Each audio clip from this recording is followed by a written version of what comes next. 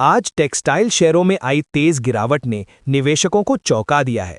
लेकिन सवाल ये है कि क्या ये सिर्फ एक खबर की वजह से आई हलचल है या फिर आने वाले समय का कोई बड़ा संकेत। 11 फरवरी को लगातार दूसरे दिन टेक्सटाइल कंपनियों के शेयर दबाव में रहे। पर्ल ग्लोबल इंडस्ट्रीज करीब 6% टूट गया। गोकुलदास एक्सपोर्ट्स लगभग 4% गिरा, जबकि केपीआर मिल और अरविंद जैसे शेयर भी करीब 3% नीचे फिसल गए।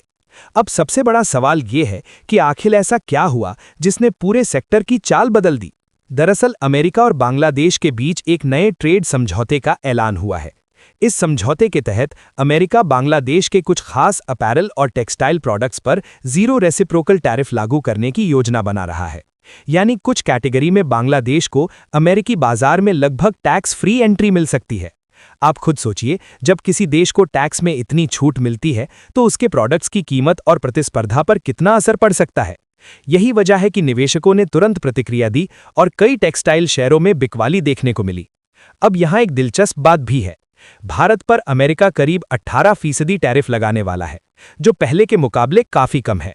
वहीं बांग्लादेश पर कुल मिलाकर करीब 19% टैरिफ बताया जा रहा है, लेकिन कुछ खास प्रोडक्ट्स पर जीरो टैरिफ का फायदा मिल सकता है।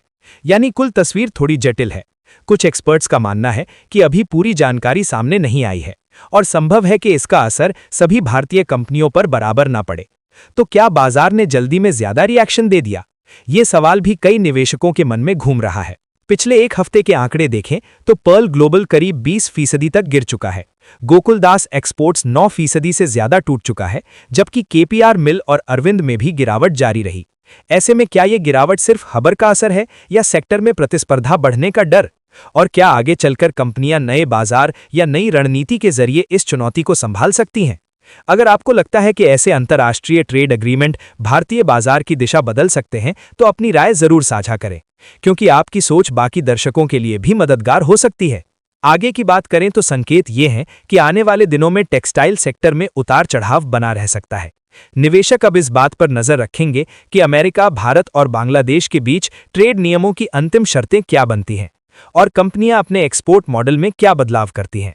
साथ ही ग्लोबल डिमांड, करेंसी मूवमेंट और नए ऑर्डर जैसे फैक्टर भी आने वाले समय में शेयरों की चाल तय कर सकते हैं। आपको क्या लगता है, क्या भारतीय कंपनियां इस बढ़ती प्रतिस्पर्धा को मौके में बदल पाएंगी या दबाव और बढ़ सकता है? नीचे कमेंट में अपनी राय जरूर लिखिए। और अगर आपको ऐसे आसान और भरोसेमंद मार्केट अपडेट पसंद आते हैं तो वीडियो को लाइक करके जरूर बताइए। फिलहाल इतना जरूर कहा जा सकता है कि बाजार में आई ये गिरावट निवेशकों के लिए एक संकेत है कि ग्लोबल ट्रेड खबरें कितनी तेजी से शेयरों की दिशा बदल सकती हैं। आने वाले ट्रेडिंग सेशन में क्या टेक्सटाइल शेयरों में स्थिरता दिखेगी या फिर नई खबरें फिर से हलचल पैदा करेंगी?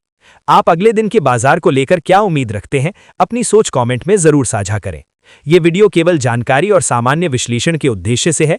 इसे निवेश सलाह न समझें और किसी भी निवेश से पहले अपने वित्तीय सलाहकार से जरूर परामर्श लें।